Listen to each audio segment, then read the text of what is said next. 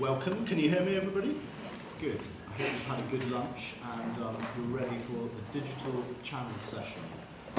We've got 90 minutes and it'll be fairly normal in terms of everybody will show their clip reels, tell you a little bit about how they commission, what they commission, how to win commissions. Then we'll try and open up with a discussion between us, and then there'll be lots of answers and questions from you guys, hopefully. On my far right is Sam Anstis, who's the commissioning exec for BBC Three, features, formats, and specialist Factual. On my right is Adam McDonald, who is VP of AETN UK. And on my left is Anna Morales, who's the editor of True Stories and More For. And on my far left is Lena Prestwood, who's the director of content at Current TV. We'll start with you, Adam. AETN, perhaps not as familiar as the other three channels to everybody.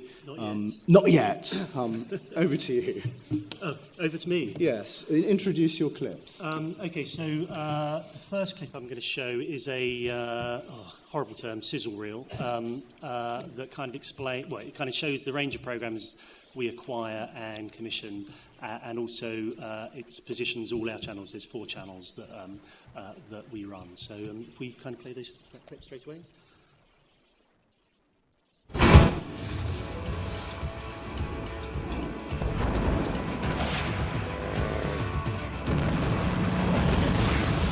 You can't kill a man and expect us not to come and find you. This is the police! Go!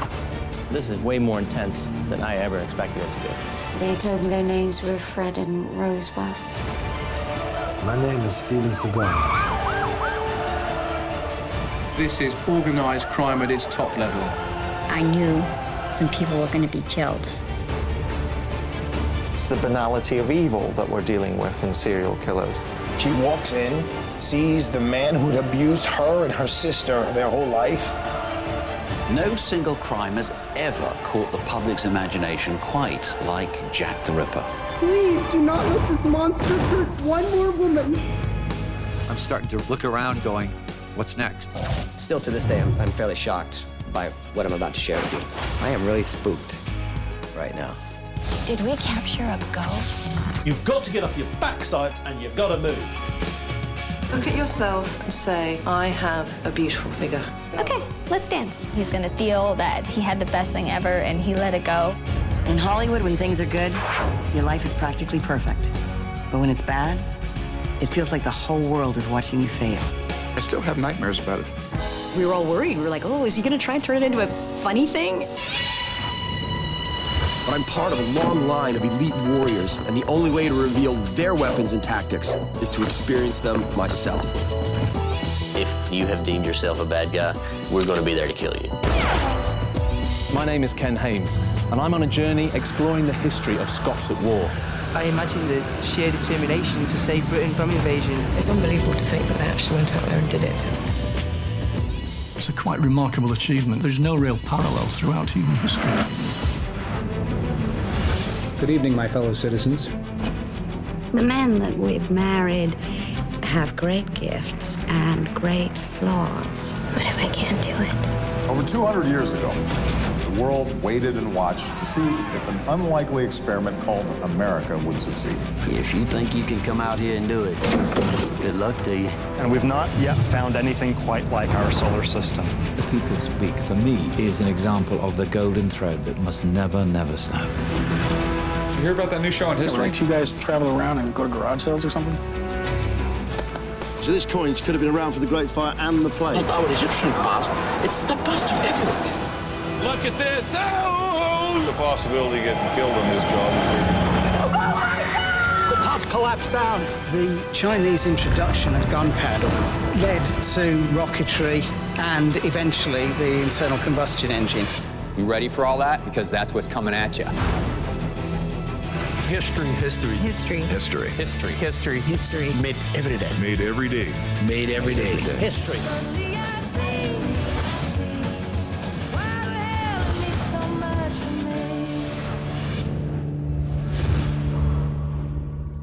So there's three things I'm looking for, but before I get onto that, just to kind of explain to you what the structure of AETN is. So it's AETN. I've been here since January and I've not yet mastered how to pronounce it. I've decided to take the E out and just say AETN and just think about the E. But AETN is what used to be and what's becoming again in the States the A&E networks. So we are a joint venture, 50% owned by A&E in the States and 50% owned by Sky in Britain. And essentially we take the brands and the channels that are playing in the States, and we have an output deal with them where we get about 60% of our programming coming from America. So we are kind of, in many respects, kind of hot-wired into kind of what's happening in the States. Our channels are history, crime and investigation, military history, and bio. And really I want to talk in a bit more detail about history and crime and investigation today. In history, now, I don't know how many people know about the channel. It's a channel that plays Ice Road Truckers and a show called Pawn Stars. It's not what you think. PAWN, American Pickers. And that's gone through quite an interesting kind of evolution over the last 4 or 5 years, which is being kind of mimicked in what we're doing in Britain and kind of internationally. It was a channel that was... I suppose a relatively old-fashioned approach to history 5 or 6 years ago.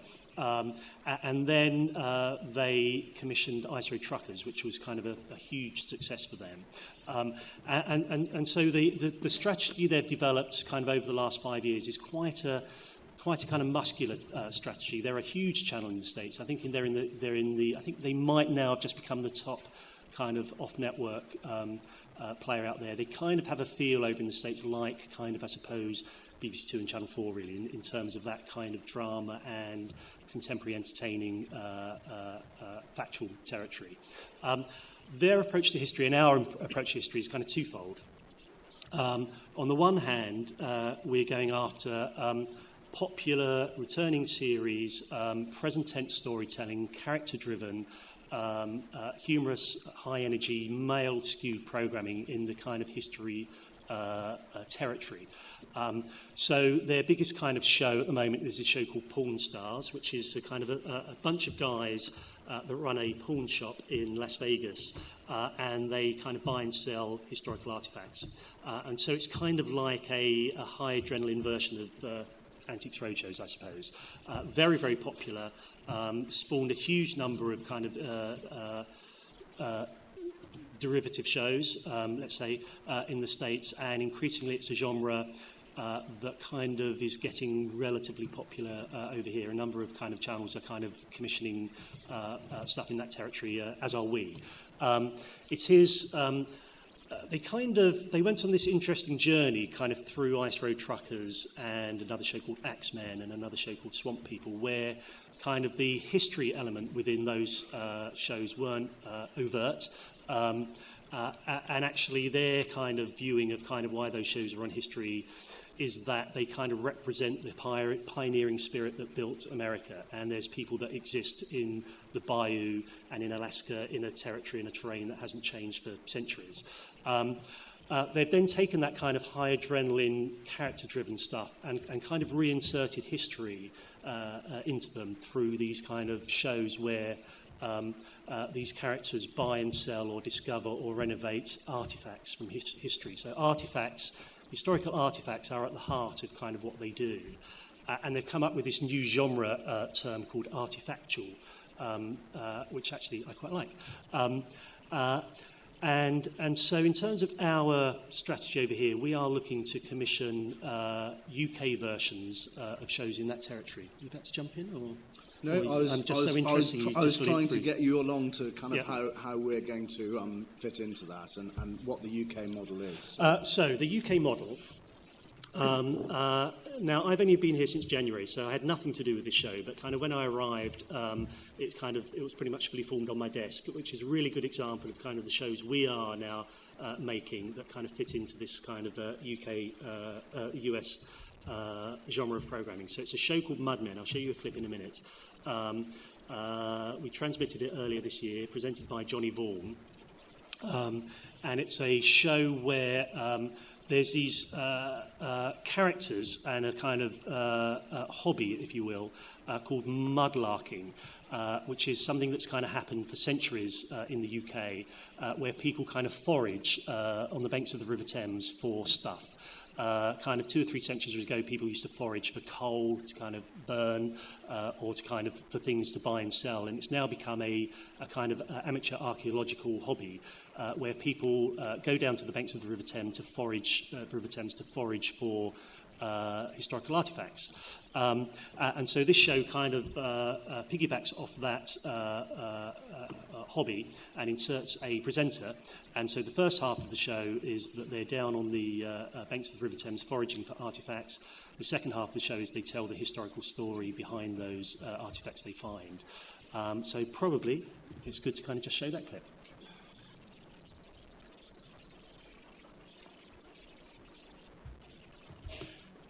Sorry, I might have taken you by surprise.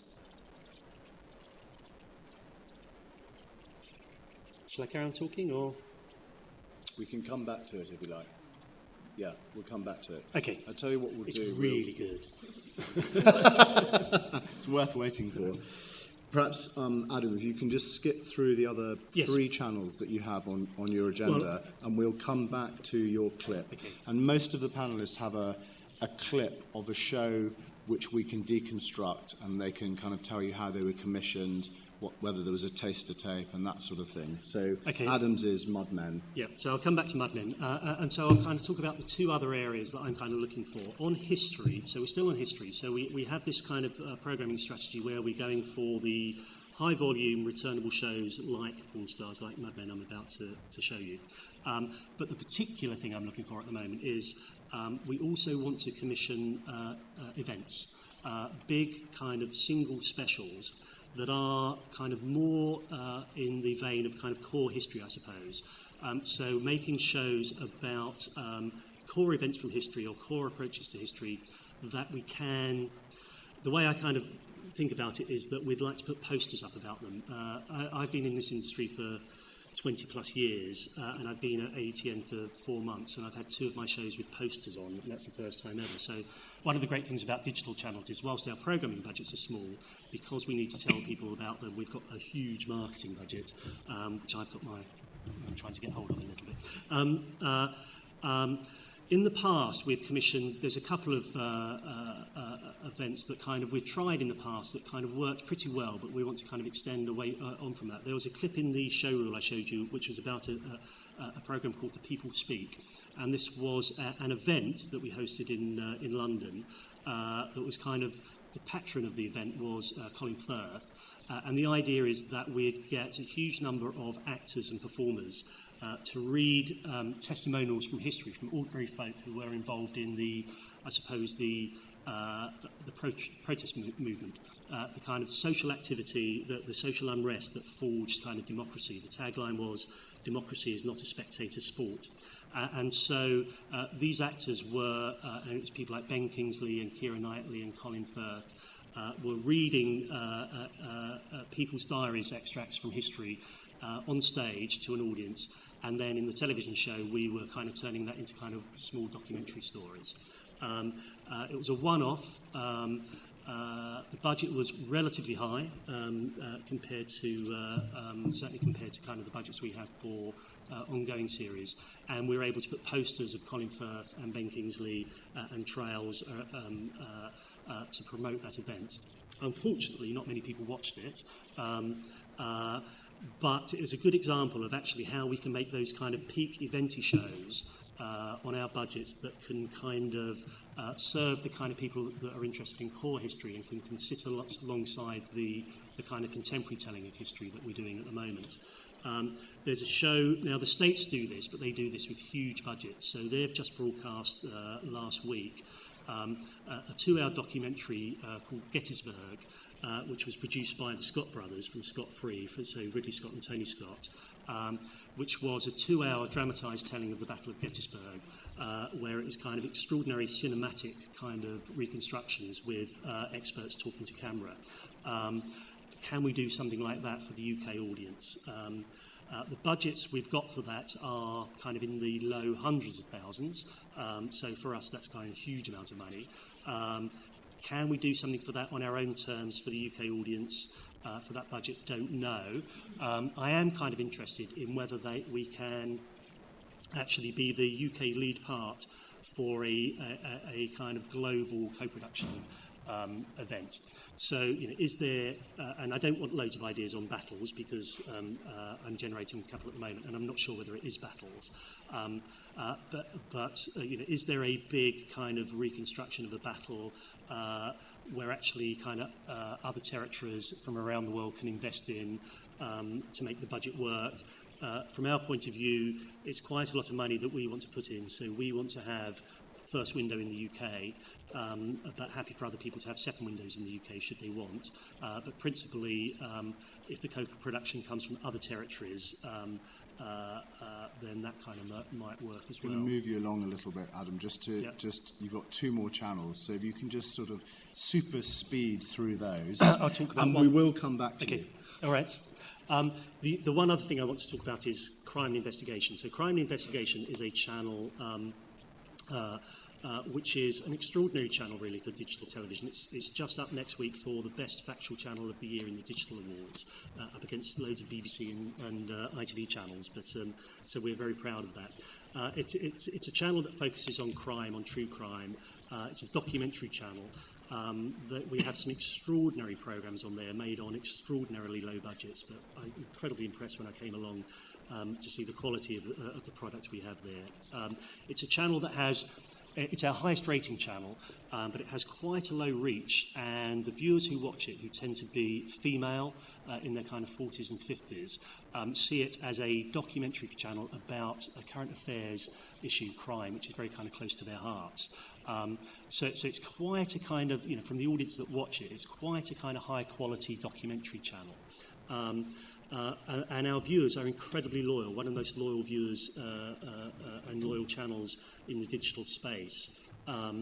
And we believe that actually there are more viewers out there who would watch the channel if they know about it. So our challenge is to kind of commission, again, in that kind of event space. Is there a show in the kind of crime arena that is unlike the shows we're watching at the moment, which can somehow reach out and get a huge amount of PR and a huge amount of attention that can kind of draw viewers into that channel? Don't know what it is. We've been talking to people about, is there a live event we can do? Well, it's probably not. It's not about the most famous crimes in history or the most famous criminals in history, because we kind of tell those stories week in, week out. So I don't know what it is, but it's a big, splashy event around crime and investigation. Thank you very much, Adam. That's great.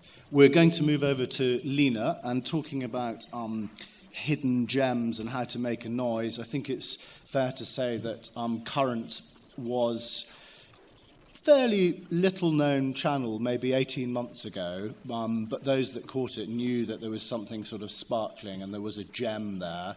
And it's just gone on a huge trajectory since then. And there's lots of sort of dazzling single films and formats there. Over to you, Lena.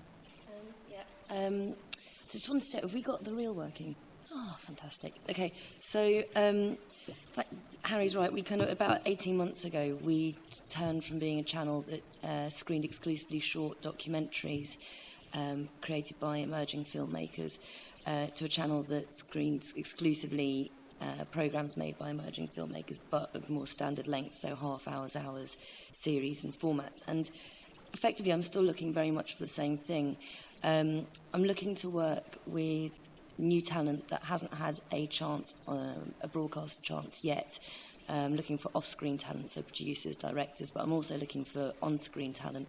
And what we're looking for in both cases is people that are really quite prepared to take risks and be quite bold and be quite opinionated. I think one of the things, it was recently, I think Johan Hari said recently, and I think it was a tweet, he said sometimes the truth is more important than balance sometimes. And actually that's a kind of quite risky approach that we're prepared to take. So the focus very much, unlike it was in the early days, where we kind of did a lot of films about a really diverse range of subjects. So it could be fashion, quirky little businesses, relationships.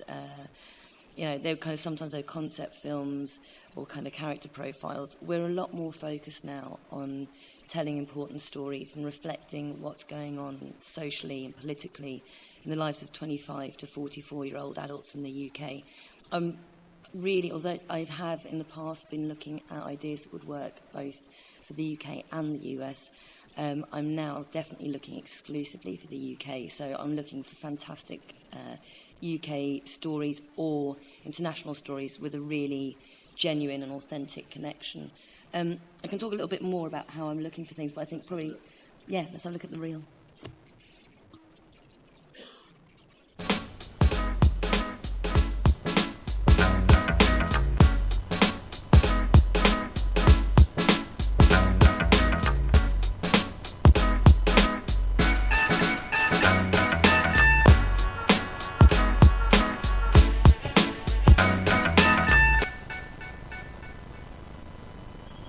So when you lay your rifle down and you go home, and you're sitting across from the person you love or the person you trust more than anyone in the world, and that person looks at you and says, "Tell me the truth. Tell me what it was like," what are you going to say?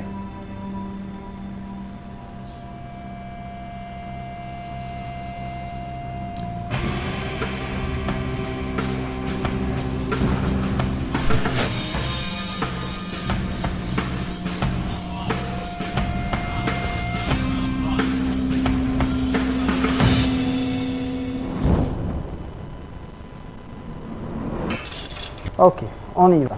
Incision. Prends un peu l'ouverture au-dessus. Passe. Non, va pas toi. Compresse, s'il te plaît. Attention, compresse.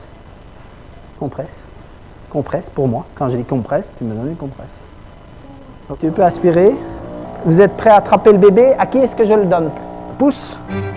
Ok, c'est bon. Ok. Elle est petite. Salut l'adulte. Ok. Tu l'as?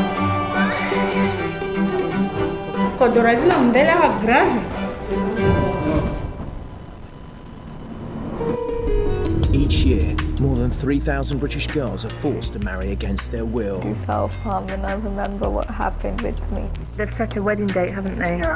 And for those who resist, the penalties range from bullying and blackmail to mutilation and murder. That face that I keep in my head of my father will always be the father figure that he was, not the man who hunts me now to kill me. If we weren't here doing this walk, everyone we've rescued would be a rape victim. Got some proper good stuff here, Alan. I've got to cut it a bit. I'm gonna pop these in. Now this is hydroxine. It's an animal tranquilizer. I can pop a bit in there. No one's going to know the difference, are they? You know what I mean? And then this is another benzocaine, which is that's a great one. This is a fish anaesthetic. This, I always pop a bit of this in for the good customers. Mannitol, right. And that's a diuretic. And of course, it means you're going to piss a lot. Yeah. And where am I? Ready. I'm in the toilet. Is it possible to regulate the sex trade? For a lot of people, it is a moral issue. I don't want to take the moral stance. I would just want to find out where everything's going wrong. Gail Porter takes a journey to find out whether Britain has it right when it comes to the oldest profession. Prostitution is very damaging for women. My life could have ended in that car park there. How is she ever going to recover from that? This documentary is one of the hardest things I've ever done.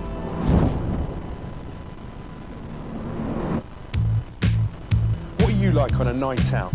The picture of innocence, a charming sophisticate, or a bit of a tit? Current TV took 6 Brits, showed them the night they thought they'd had, and the night they really had. That's shocking, that. That's not me. After all, would you want to remember?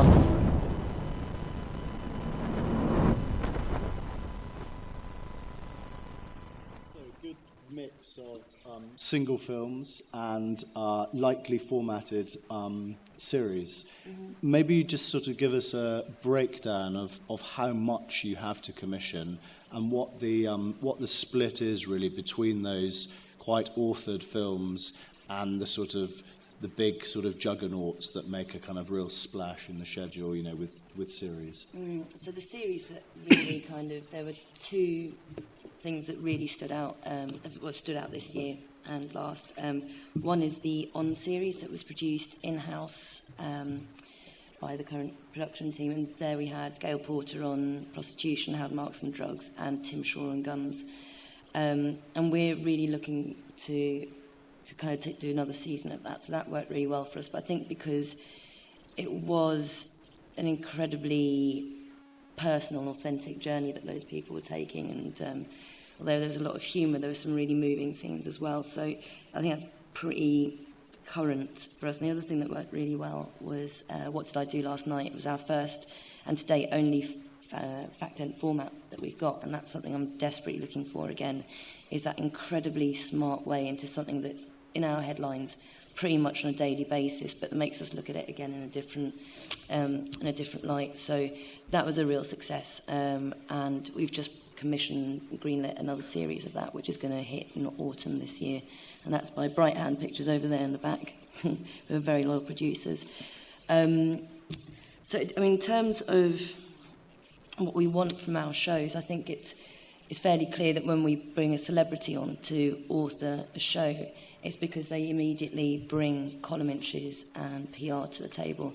And I'm aware that, you know, that's not always easy to do, especially when you're an emerging talent. So I am still really keen on people bringing those bigger names to us. And I would say that if you bring the right talent, if you can get them to us, we can try and find that extra budget. And also, actually, from a budget point of view, I should probably tell you what that is, because that's the one thing you really want to know. So current hour is around 25k an hour.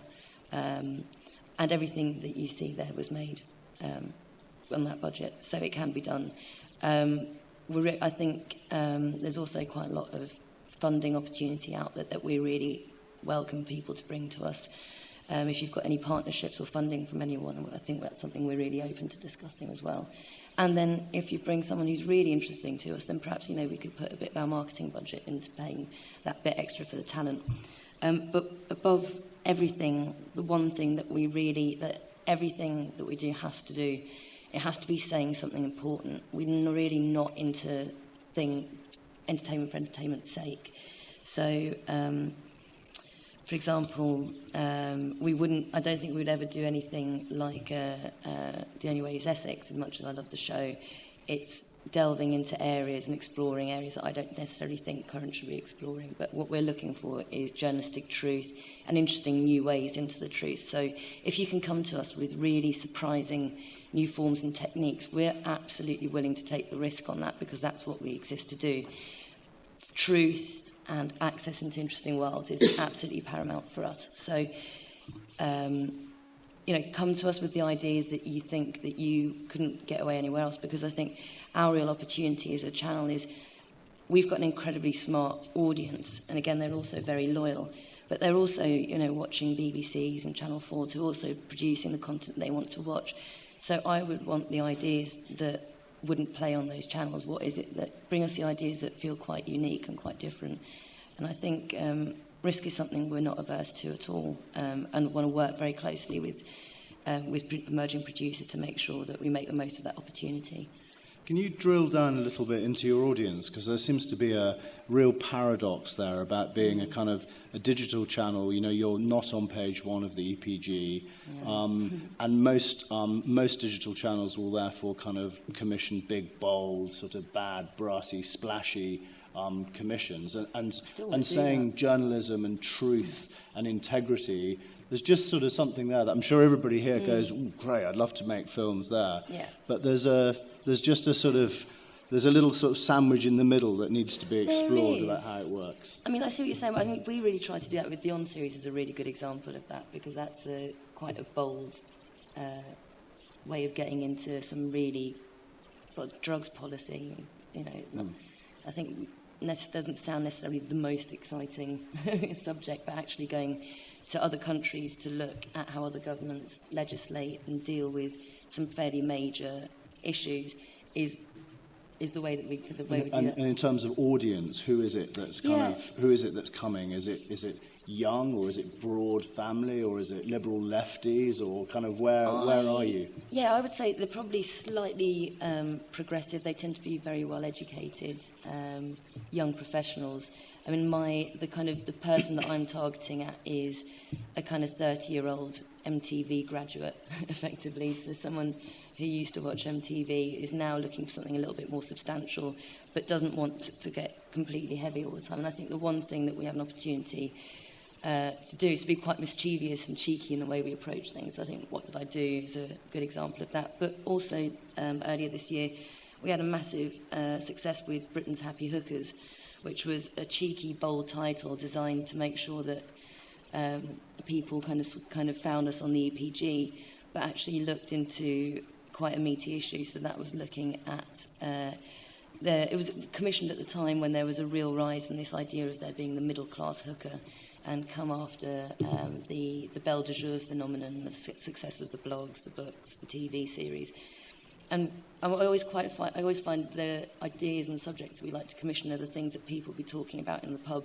So it's that kind of question, is it actually has it now become a slightly more palatable or kind of profession if you do it in a high-class escort way and you're dealing with footballers? And, it's obviously the answer is, well, no, the answer isn't obviously that, but the answer that the film arrives at is no, it's a small minority experience. But we do have an interesting young author called Alex who genuinely wants to find out if it's something that she could do. And by going on a journey, meeting real-life Belle de Jours, and then meeting other prostitutes, and then actually involving her family and that, she goes on a really interesting journey around Britain, meeting the people who use prostitutes, and with the kind of surprising PhD students who do sex work on the sidelines. So that's quite bold. It did really well. It got us loads of press, and it was still, I think, a valid discussion. So I think you can do it. Okay. We'll come back a little bit more to the approach to take to you and how we do that. But we'll move on to Anna. More for and true stories. Lots of opportunities here. Lots of great single films as well. Yeah, I've got a clip, and actually the clip's just focused on True Stories, which is our sort of flagship Strand Tuesday nights at 10 o'clock. I look after, I'm the Strand editor, so I look after 40 slots a year. 20 are commissioned films and 20 are acquired. And the Strand sort of represents the best international feature docs. I've just got a broad selection of big, expensive, glossy sort of singles that we buy through to the range of films we commission. But I think one thing that the clip, all the stories in the clip have in common is that they are story-driven films with big narratives. I like a really good tale. I like something that makes you, has got a wow factor to it. And that doesn't necessarily have to be reflected in the budget of the film. It's just, I like it when people come along and say, hey, we've got this story, and it's just unreal, and you kind of go, wow, okay. So I think we'll just show the clip and go from there. Yeah. Putting video and audio in a living and breathing drug house, that had never been done before. I mean, we set this house up. The end game for us here was to take out the organization as a whole.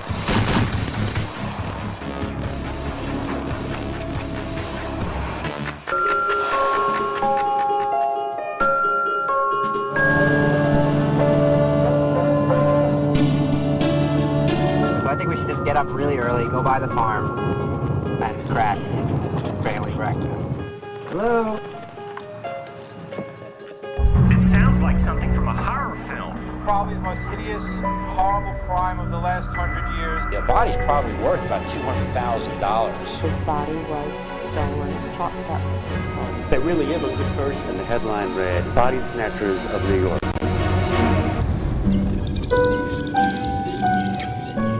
I'm getting reports from the Dolphin Reef crew that Murad has developed an unusual connection with the dolphins. He still doesn't speak, but he listens and reacts, and that is already a significant improvement. That's fabulous! Are you... Okay. How about that? Oh, God. I know, but the money is extraordinary.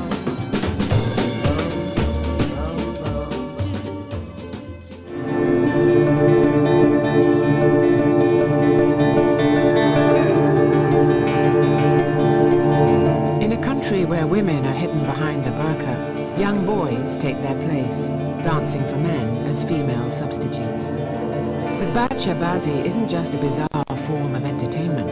The boys are owned, often entrapped in a cycle of sexual slavery, and even murdered.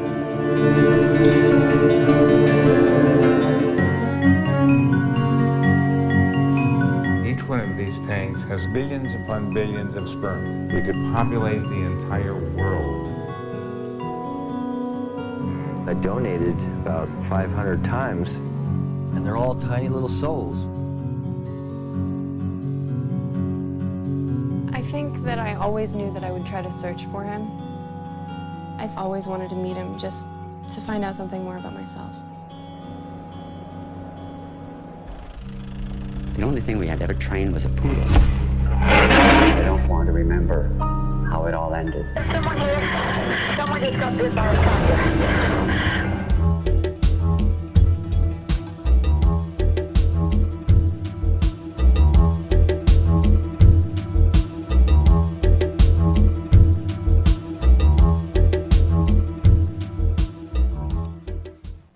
Sort of gives you an insight into the sort of films I favour. I sort of really go for stories over subjects or issues. I mean, an issue and a subject is great, but if they're explored through a really good narrative.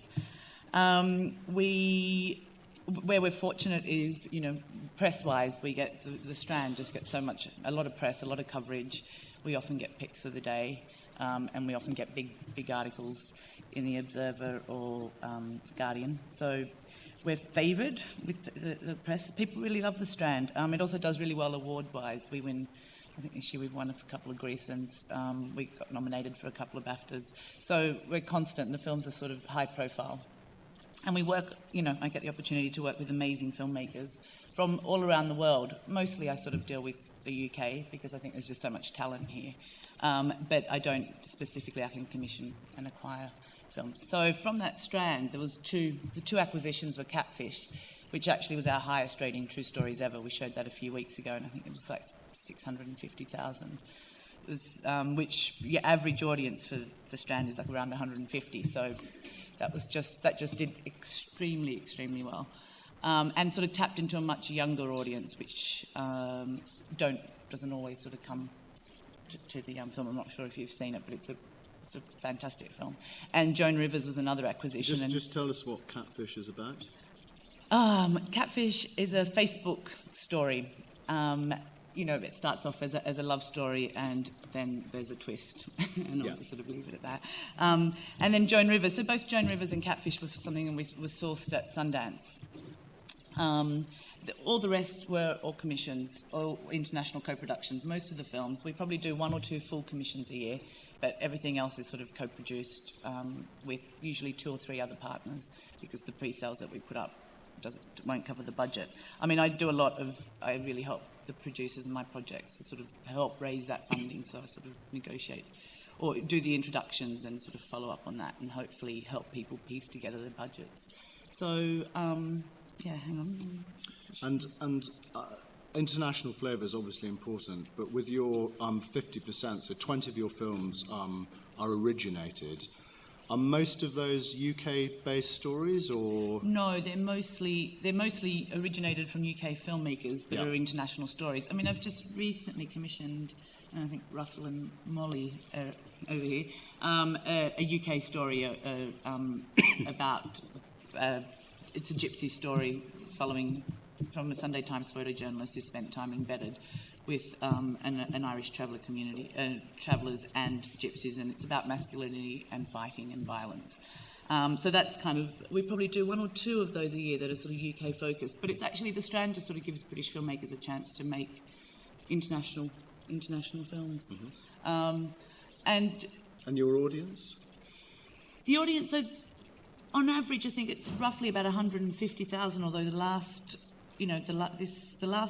6 weeks we've probably been averaging about 350. So we've just had a really good run. Mixed. Like I said, Catfish skewed a lot younger than normal, but I think 34 plus, which is sort of reflective of the more fall audience, slightly female skewed. But I think, again, that sort of depends on each particular film, because it's such a diverse a diverse slate.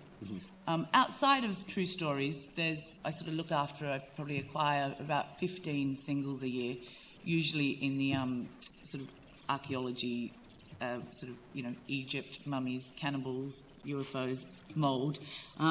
We sort of do, week in second window with History Channel, and we've just done a couple of deals recently with World War II films, and Nat Geo we work with a lot. And then I also sort of look after events for the channel, like I looked after Crufts, which is an ad-funded, came to us ad-funded, and I'm doing the World Sheepdog Trials in September. So it's kind of, it's not all swanning around at Sundance. It's fantastic. It's a great opportunity to sort of be able to work with new talent and sort of new genres. So I look after ad-funded content as well, but that's sort of a whole other area. But True Stories is my main responsibility. Thank you. It's light and shade again.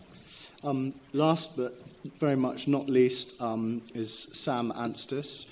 And our war seems to be sweeping the boards. It's on everybody's sort of lips at the moment. Welcome, Sam. Thank you.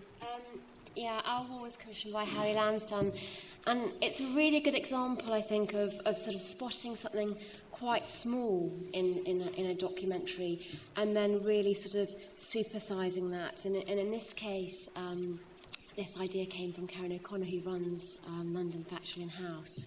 And we made a film a while ago called Jack's Story on BBC One, which is just an incredibly compelling narrative of a young soldier. And as part of that story, he was very much at the front line. There was some of his footage from his headcam, and that sort of lingered with Karen. It took 2 years, our war, to make. In a very big sort of complex sort of negotiation with the MOD, who I think took a big leap of faith in terms of giving all their headcam footage to a team that was then poured through. And I think what they've done is sort of an incredible job in terms of looking at that endless footage and then telling the story in the first step of what happened to one regiment. In a very chilling way, it sort of follows the injury of one of the regiment, and there was sort of, what's incredibly compelling, I think this is why it works for BBC Three, is because lots of people are saying, so why is that 3? It sort of seems incredibly sort of classic, doc. It should be on 1. But I think the fact that it is from their POV, it's their footage. And they're all young, and in a very sort of immediate, visceral way they tell their tales, makes it sort of BBC Three. And in that vein, I'm looking and thinking, what's our next big landmark series? Because over the next sort of 2 weeks, we've got Kids Behind Bars, which is an incredible piece of kind of documentary. It's a 3-part series that's been a year in the making, and that's access to Vinnie Green's secure unit. Which houses sort of 11 to 16-year-olds. Some of them are there for their own protection. Some of them are there because they've committed incredibly serious crime. And once again, in terms of the young people tell their stories in a very sort of intimate, up-close way. So at some point, they actually take the cameras themselves. They're sort of giving guided tours of the prison. And a lot of the footage as well, in terms of the sort of really testing incidences that kick off endlessly in this place, are scenes of, say, violence or a child that's sort of out of control, and looks at the kind of incredible job the staff do, who are just this sort of amazing mixture of being incredibly patient, resilient, and calm, despite the sort of multitude of problems that they're dealing with. So that's coming up. I hope you will watch it. It's fantastic. And that was made by Lambent. And Emma Wakefield there is just an incredible woman who did a film for Teachers TV on this subject, and came to us, and we really believed in it. And we've, it's been difficult, as you can imagine, sort of in terms of legal and compliance, but I think it's worth it. So I'm looking and thinking, right, what's our big kind of landmark down the line, and really, what's the sort of visual point of entry that makes it feel kind of fresh, but crucially makes it feel like it's a documentary that's absolutely motored by the young person's point of view. Shall we have a look at some of your sure. some of your clips?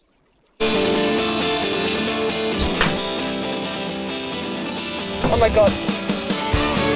Today has been totally and utterly amazing. My back is so painful. By the skivvy, the ward bitch.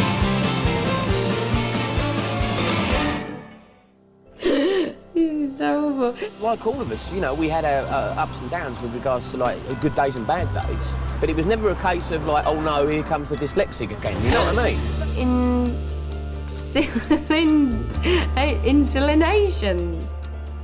I did feel stupid, really. I think I just felt stupid. She will notice at night it's completely different. It is like a war zone, there are bodies everywhere. She will have to do more, and the pressure on her will be intense. It's a little bit too much strength. So we've got fluids going in to help sober them up. It's one of the doctors here. How are you feeling? I'm fucked. I'm not gonna lie. You can probably tell by my eyes. Where nerve endings meet muscles in the eye, noradrenaline triggers the muscle, making the pupil dilate. I absolutely loved and adored everyone that crossed my path and wanted to be best friends for life. Just being pregnant and not being really glowing about it is so opposite to what I thought I would be. If you wanted to carry my baby, I'd let you. No thanks. That's all the same. How much you paying? This is my story. Yes, she's small, and yes, she looks different, but in there is a real regular teenager. And don't I know it? I can't believe it. I can't help the way I am. And I just wish people would understand that. Where do you sleep? Yeah. Do you have shelter? No. So you're out in the sky, Yes. under the sky? Yes. What do you want in the future? What do you want to be? What do you want to do with your life? I want to go to school. Some of these boys were fighting on opposite sides, but they all have one thing in common. Who here has used the gun? How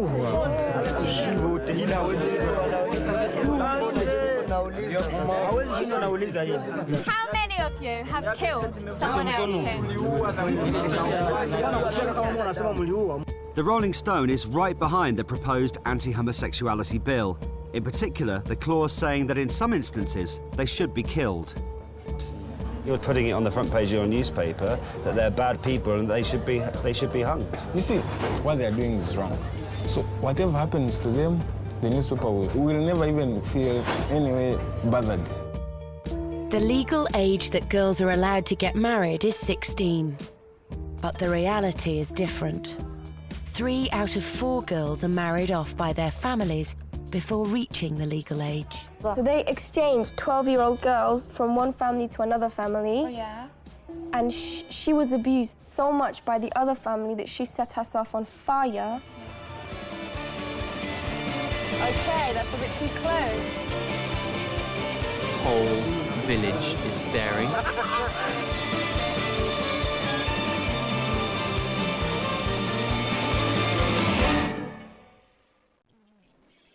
I think a few years ago, BBC Three would be seen as primarily an entertainment channel, and what you can see from that sort of output there is there is a very broad range of some of it, you know, very, very serious content, and there's a sort of commonality with, I think, across the panel here, and that really rates. You know, in some ways, I think it's very easy to underestimate young audiences and think, you know, they have to be entertained. But all of these sort of propositions, whether they're formats and features or whether they're doc, they don't feel like you come to them with a heavy heart. The point of entry has a degree of entertainment. When I say that, I don't mean in a kind of shiny sense. So it doesn't feel like hard work. And our audience, they don't care about what genre something is. So classically, when we did How Drugs Worked, which was a sort of real mix of documentary following drug users and then big CGI. They don't question whether they like specialist factual. They just come to it because of the subject matter. And that was a co-production with Nat Geo, really successful one, and we are commissioning for a sex season now, and how sex works is going to be a centrepiece of that. But we're looking for ideas around sex and sexuality, and I think the key there is, and I would say this because I'm a woman, is not cynical sex. So lots of things that really resonate with our audience are emotionally charged. They're an audience that like relationships, that they really are taken by compelling, dramatic narrative, and foremost sort of very strong characters and personalities that they can relate to. So I think moving forward, what we want to do is we're going to have tighter seasons. We're going to have a lot more of them. So we're going to have the sex and sexuality season in January. We're doing a crime season in spring that we're looking for ideas for. They can be singles, they can be formats, they can be features, they can be drama. We want to bring a whole range of programming around these seasons. But crucially, it's really easy to commission serious, sort of even difficult content. What's really much harder is to commission levity. And Small Team Big World, which I want to talk about a bit later when we show our clips, is a fantastic example of really engaging, powerful narrative that makes you sort of weep, but just makes you laugh out loud. And Kat Lewis will know that as soon as she sends me the DVDs as rough copies, they disappear off my desk. And press and publicity and people in my office will be sort of, on their head cams, watching something I haven't seen, laughing and then crying. And I know it's Small Teen. So it would be lovely to have some ideas that are humorous, but crucially, we don't laugh at our characters. We don't commentate on them. That humour has to be born out of them and feel natural to them. And just in terms of the breakdown between singles and your features formats, the series, what kind of proportion of each are you commissioning, do you think?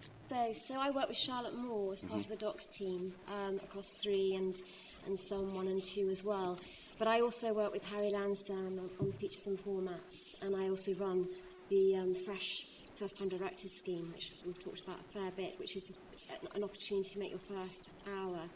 And we put those at 9 p.m. and they're marketed and they're treated like any other documentary. And we give 100,000 to make those. And in terms of new series and new formats, how many of those are there in a year? How many opportunities? Loads. I mean, endless. Yeah. The slate is enormous. I think the real challenge at the moment is one-off singles are really rating for us. So even fresh first-time documentaries, a Newt's film. She tried for Fresh 3 times as a first-time director and failed, and on her third attempt finally got there. And it was great because her film, which was called Gatwick Baby, Abandoned at Birth, the story of this young boy who 20 years ago was abandoned at Gatwick Airport, was just such a compelling narrative, and that got sort of a million viewers, which is quite extraordinary actually, and was transferred to BBC One. So I think, but we are a channel that sort of pride ourselves in those one-offs, but at the same time it would be great to sort of, from those one-offs, have more series. And so what I'm looking for is a series idea with very compelling narratives.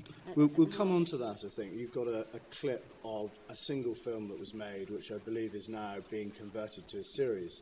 And we're seeing this quite a lot. Ferry Job Mother came out of the Cutting Edge film. Big Fat Gypsy Wedding came out of a Channel 4 strand and then became a big series hit. But just before we go on to your clip, Sam, just want to ask each of you, how often do you make a commitment to perhaps a single film or 2 or 3 films in a series and then think, actually, there might be a bigger thing here. There might be a kind of an 8-parter or a 10-parter. Is that part of kind of what you're thinking about when you're commissioning, as well as, you know, the single film that stands on its own as a great story with kind of emotion and everything else?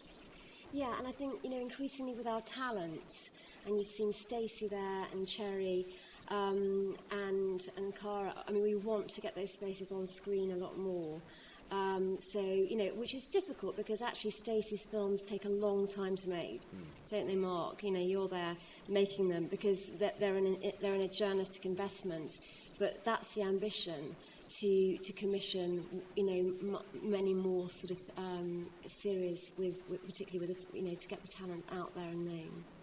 And with you, Adam? Well, I mean, we don't have those kind of strands and single doc strands and anthology pieces, so I'd love to be able to kind of do that, but kind of structurally we can't. I mean, what we do, the only thing we do that's kind of similar, I suppose, is that we've got a couple of projects ongoing in the summer where we'll commission a transmittable pilot, but we won't transmit it before we turn it into series. So we've kind of got a structure whereby we're committed to one episode and actually we'll be there. I mean, both of these are kind of the amateur archaeological territory. So actually the point of the commission really is to see whether we can find anything on our budgets. And actually if we can find things, then we've got the structure in place there where we can turn it around very quickly. And do you focus group those? No. So you just decide internally, this is going to work, they can deliver on the money, let's go for a series? Yeah. Okay. Yeah. Okay. No, I mean, it's not really part of my brief at all, but obviously Channel 4 does, yeah, but not for True Stories. So it's conceivable that a character could come out of one of your films and convert to the main channel? Yeah, that could happen. Usually, I guess, because so many of my films are actually complete sort of narratives, in a way, it's sort of a bit unlikely. But there's no, of course, you could make a film where somebody stands out, and I mean, certainly on the main channel, it happens a lot. Like Katie Piper, Big Fat Gypsy Wedding, yeah, that's sort of the opportunity and the potential, and the interest in doing that is definitely. And Lena, last. What did I do last night? It was born from a short we did a couple of years prior to actually turning it into the format that it is, and it is slightly different. We did work quite hard on expanding that. I think that's the one thing, you know, I really hope for is that one-off that will turn into something quite magical that will kind of take on a life of its own. So we haven't historically done it, but I think it's what I wish for. Yeah. Shall we look at your clip and deconstruct the you know, how it was commissioned a bit, and then just explain why you felt you could go to series with this? So it's Sam's clip and it's Small Team Big World. Have we got that? Okay. So the history, and Kat Lewis is here, and tell me if I got it wrong, Kat, but Maxine Watson, who was sort of doing my job at the time, was commissioning for a Born Survivors strand, which are sort of stories of remarkable young people, again, told very much from their point of view, and, you know, sort of all the challenges that they face, but sort of the challenges they face, but the kind of spirited way they kind of deal with those. And Kat came with a piece of tape of Jazz and her mum. There, yeah. But this is a sort of series that's born out of that single that we initially commissioned. Is this clip from the series? Yeah. So we made a single which sort of got 1.2 million viewers and was sort of very, very successful, and it's a story of a young girl who's got restricted growth and her mum, and she's her mum's carer, and the film was about her search for her dad, and following that some incredible things happened in Jazz's life, and we commissioned originally I think it was 6.5 hours, Kat, was it? Is she there? Anyway, she gone. Yeah, 6 times 30. And actually, when I watched it, it was just kind of throwing away that sort of dramatic narrative that's there. So we decided to do 4 60s. And this is the sort of next series that's coming up.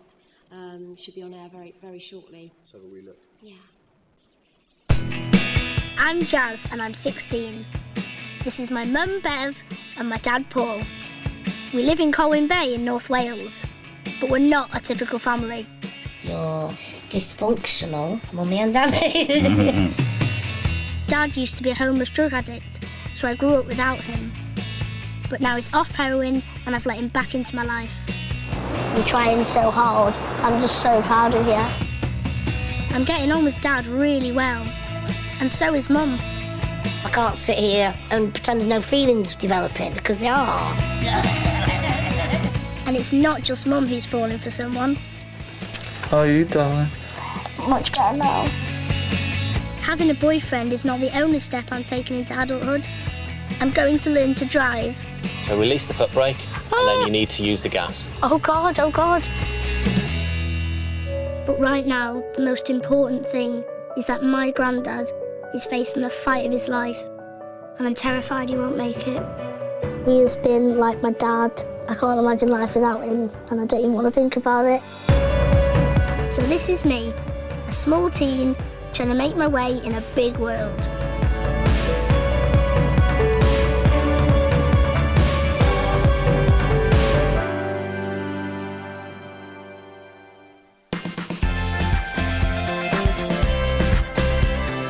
Even though I'm only 16, I'm just 3 foot 11. Yeah, so after sort of her search for her father, which is where we left the first step, he sort of rang, and what was extraordinary, and you'll see in the series if you watch it, is while she was growing up, and there's lovely footage that her granddad took of every sort of time she moved, her first birthday, her kind of first day at school.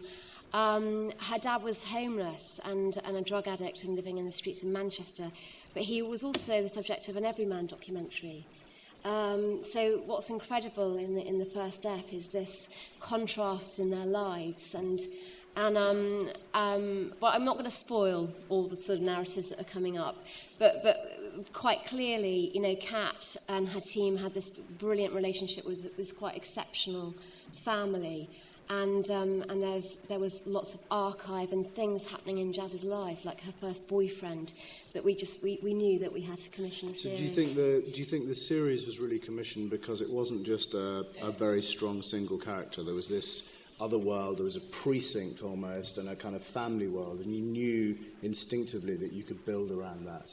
Yeah, I mean, the family, everyone in the family, and I think that's what's important with BBC Three Docs. Although they're very much from a young person's point of view, the family are important as well because their relationships are sort of key. And my favourite is Grandad, actually. He's amazing. He makes me laugh a lot. He's an incredible character. So we had confidence there that there would, you know, we didn't know that these very dramatic things would happen in her life, but we had confidence that we could unpack some of those relationships between family members. Very good. Adam, we'll move over to you. I mean, perhaps on the face of it, the indies or the producers that you commission are probably bigger, more established, because the commissions that you're dealing with are bigger. Would that be true to say? Do you think the point of entry is slightly difficult and more different from the other three? And we've got a kind of Mudmen is now ready, I think, to show. No, I don't think so. I mean, kind of we commission from a range of indies, many of who's here, and it's the boring old maxim that the idea is king, but also there's something else that's king as well. But perhaps I'll come on to that after we play this. I'm Johnny Vaughan. I've struck brass, gang. And this is Steve Brooker, otherwise known as Mud God. I actually want to change history. He's one of a select group of licensed amateur archaeologists known as mudlarks who scour the banks of the River Thames, searching not for buried treasure, but for hidden history, and whose discoveries have changed our understanding of London forever. There's stuff in that mud that no one's ever seen before. armed with little more than a trowel and a lot of patience. No! Wait! Steve's agreed to share with me his decades of knowledge and experience. Survive. Oh my God, I sort of saw it first from down there, but I wasn't going to say anything. No, this is mine, It's gold.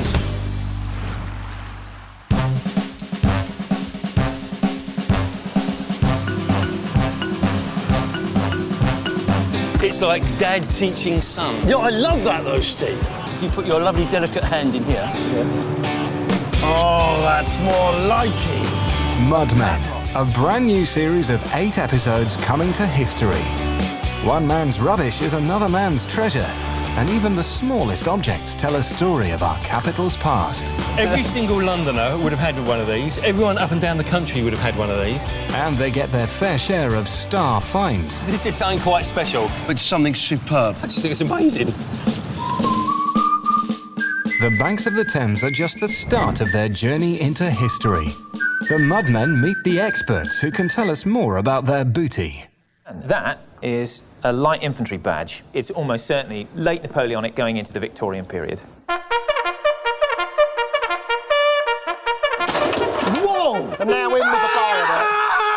Yeah, right. The role as a gun was secondary. The purpose of these things is just to get the bayonet 6 foot closer to the enemy than you could if you had the bayonet in your hand. Since the Mudmen have dug up a treasure trove of military artefacts, what better excuse can there be to have a good old play with weapons used by the British military over the last 200 years? Everyone at a safe distance? Yeah.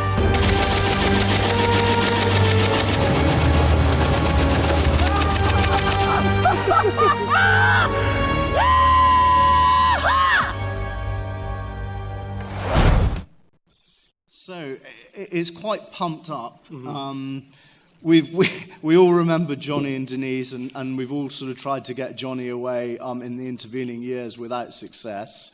The American model, though, is somewhat different. You know, you mentioned pickers and porn stars and now coupons on TLCs doing kind of huge business. But those are mostly,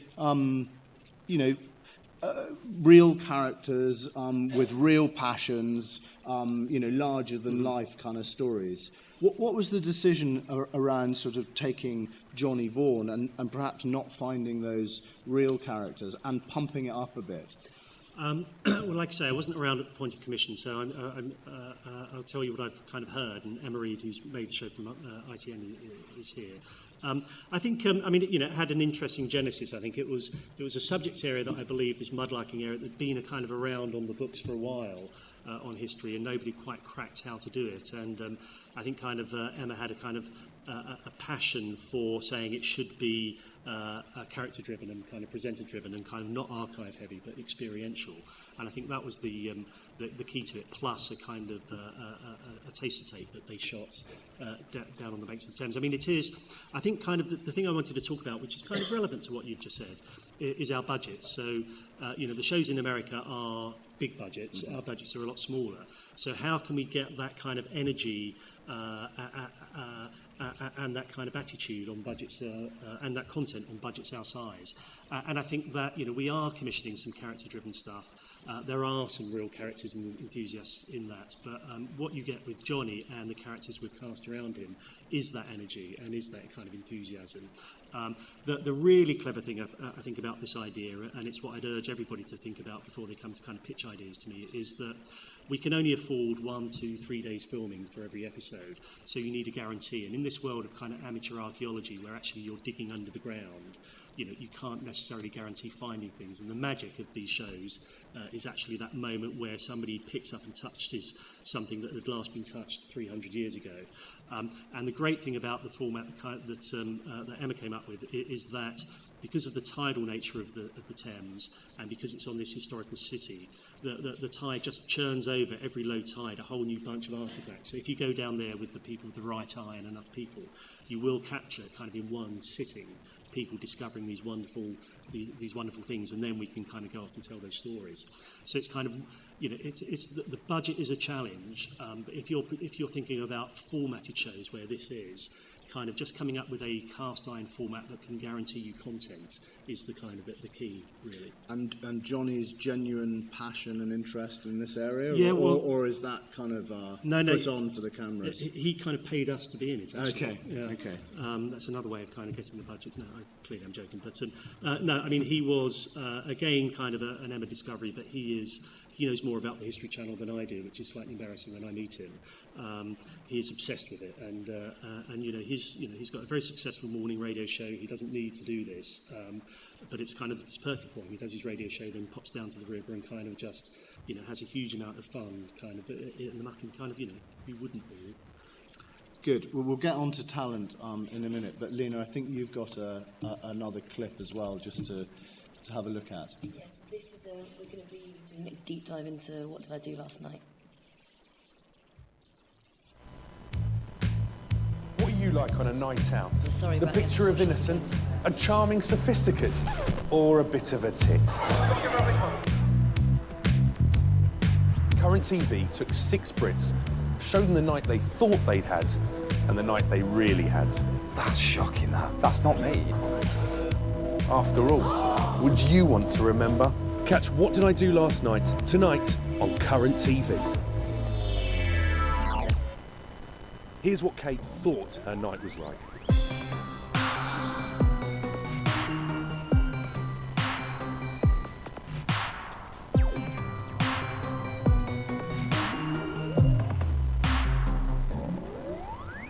But this is what really happened.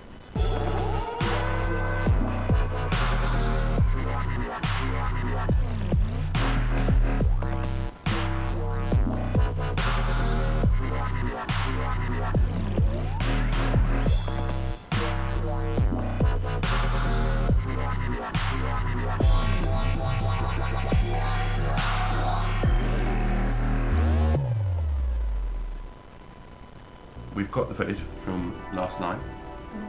We're going to watch it through. We're going to discuss it, and you're going to get to watch yourself and finally answer that question: what did I do last night? Are you ready to do that? It's not the place I have to be. Are you nervous? Yeah. You're not looking forward to watching the footage? No, Simon! Wait!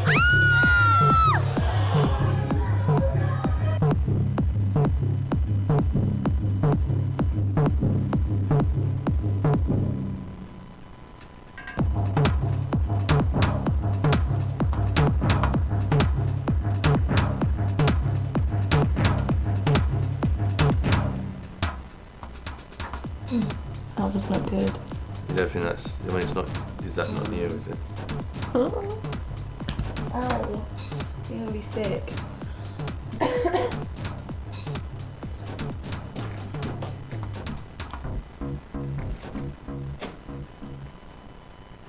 I was shocked.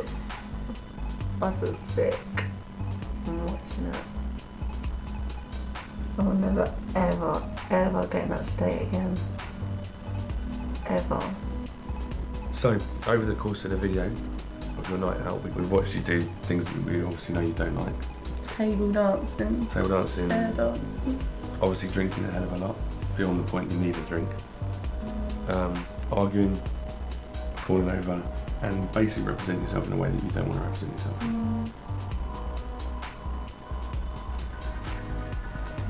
Twat. Absolute idiot. And of the experience of undergoing the experience, what's the outcome for you?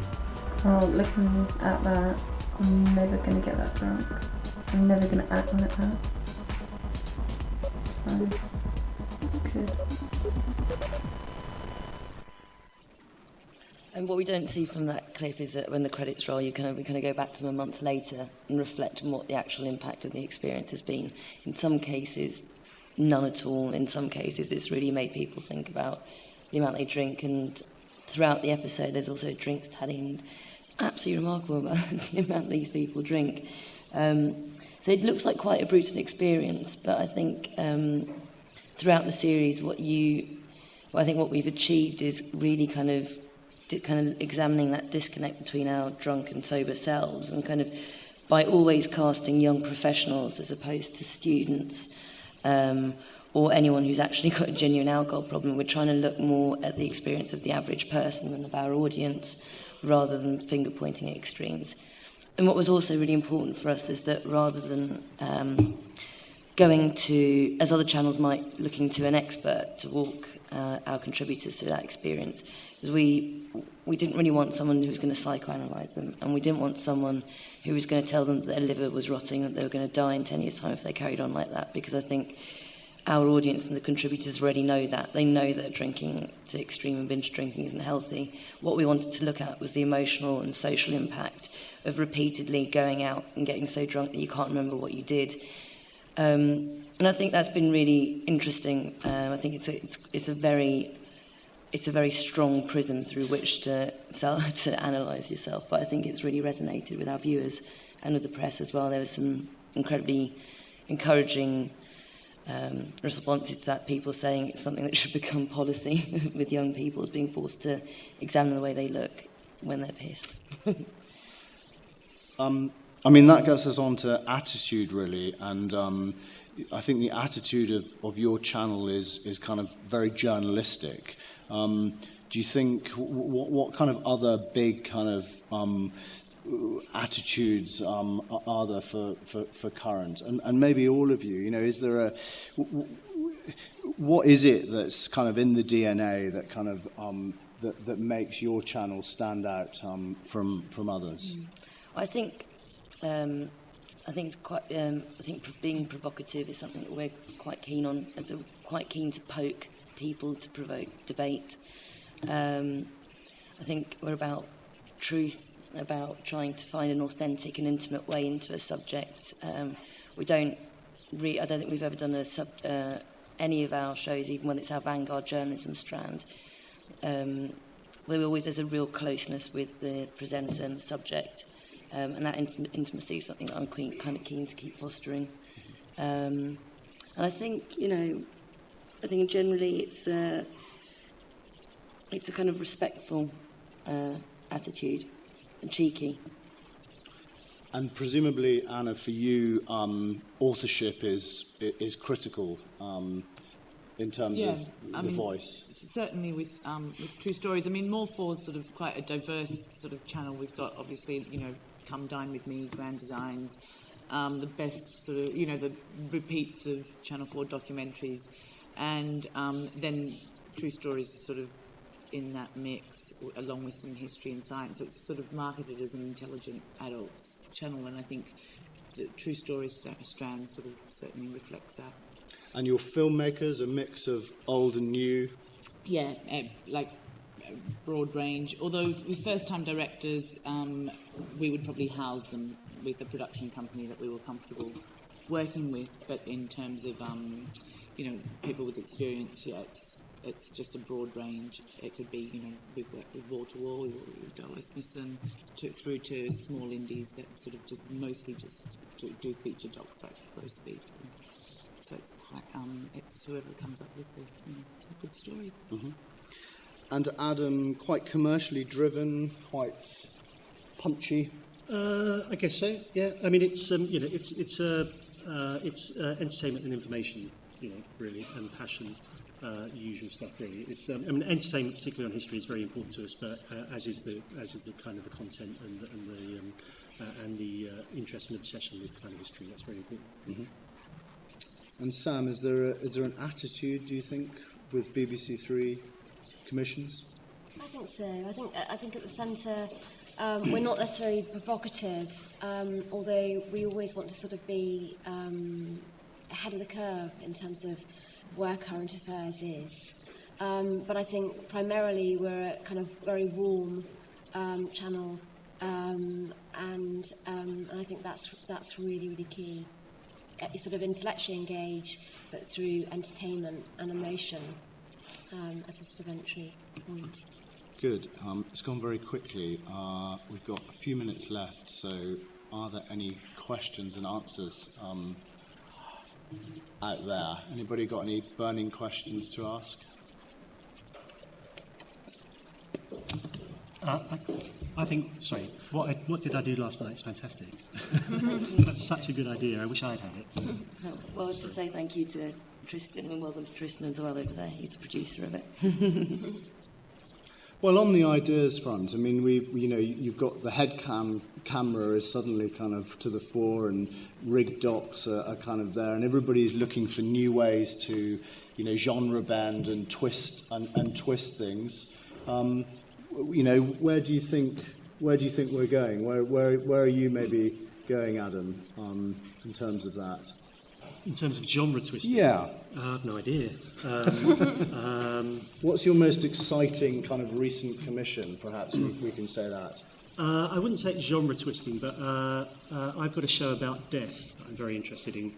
I'll leave it at that. But we're making a series about various different aspects into death, which you wouldn't necessarily expect to see on the History Channel, but I'm quite excited about that. Don't know what genre it is, really. Anna?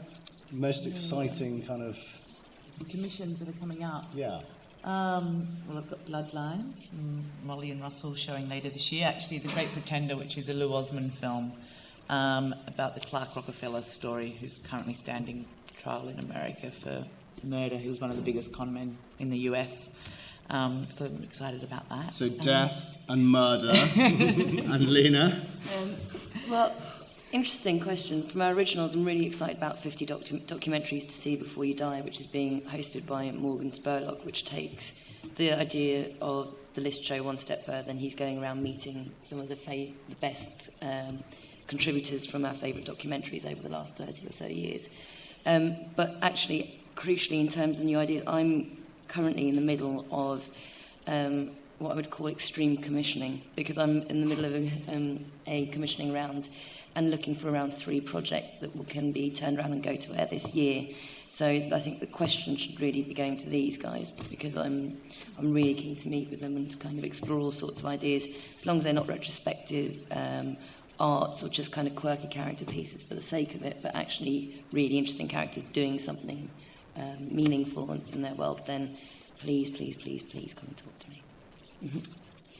Sam, finally. I've got a religious dating show.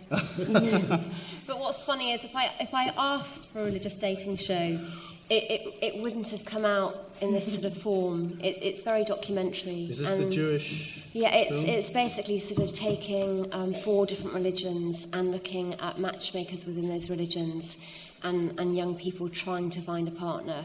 And again, sort of tonal range, it's funny, but it also sort of goes to worlds that often we don't see, and some of those rituals in the world. So I'm looking forward to that. That's from Raw. Good. Thank you all for coming. Thank you.